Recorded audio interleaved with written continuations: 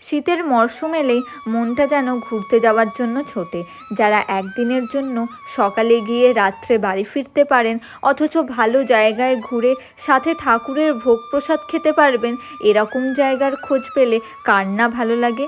তাহলে চলুন আজ একটি বা দুটি নয়, 4টি কাছাকাছি জায়গায় একদিনে ঘুরে ঠাকুরের ভোগ প্রসাদ পাবেন এরকম জায়গার সন্ধান দেব।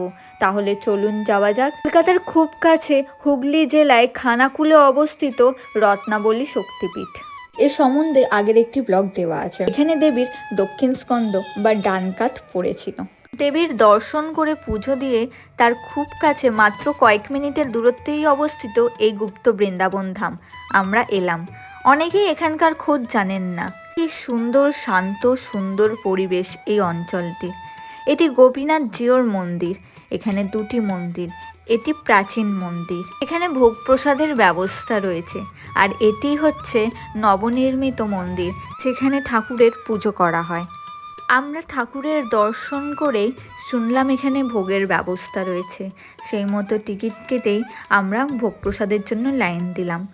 ভোগ মূল্য 100 টাকা করে পার হেড। ভাত, ডাল, তরকারি, ফ্রাইড রাইস, পনিরের তরকারি, চাটনি, পায়েস, মিষ্টি, এ যেন অমৃত। আর সব থেকে যেটা ভালো লেগেছিল, মোচার চপ, যেন মুখের স্বাদ ভোলা যায় না। ভোগ প্রসাদ খেয়ে আমরা বেরিয়ে পড়লাম মন্দিরের চারপাশটা একটু ঘুরে দেখার জন্য।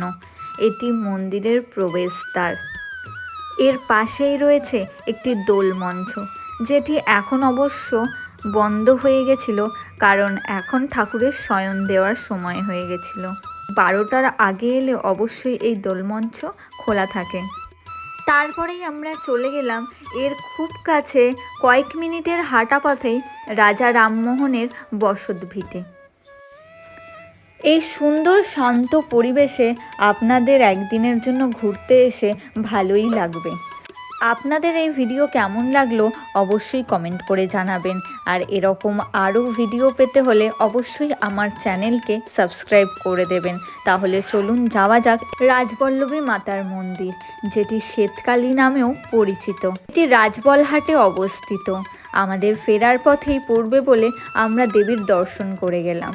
যারা ট্রেনে করে আসবেন তারা হাওড়া থেকে হরিপালগামী যে কোনো ট্রেন ধরে হরিপাল স্টেশনে নেমে সেখান থেকে টোটো বা টেকার করেই পৌঁছে যাবেন একদম মূল মন্দিরের সামনে।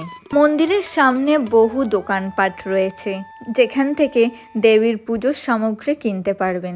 তাহলে চলুন যাওয়া যাক মূল মন্দিরের উদ্দেশ্যে। মন্দিরের চারপাশে শিব মন্দির দিয়ে ঘেরা এই মন্দির। রাজবলহাটের এই রাজবল্লভী মা শ্বেত শুভ্র, কি অসাধারণ তার রূপ। এটি হচ্ছে ফুলের বাগান, যেখানে মায়ের পুজোর ফুল চাষ করা হয়। এখানে ভোগের ব্যবস্থা আছে। ভোগ মূল্য 30 টাকা। দুপুর 11টার মধ্যে আসলেই এখানে ভোগ পাওয়া যায়। কিন্তু মায়ের কৃপায় এখন 3:30 বাজে, তবুও আমরা 1 প্লেট ভোগ পেয়েছিলাম। আমরা সবাই মিলে সেই ভোগ খেলাম।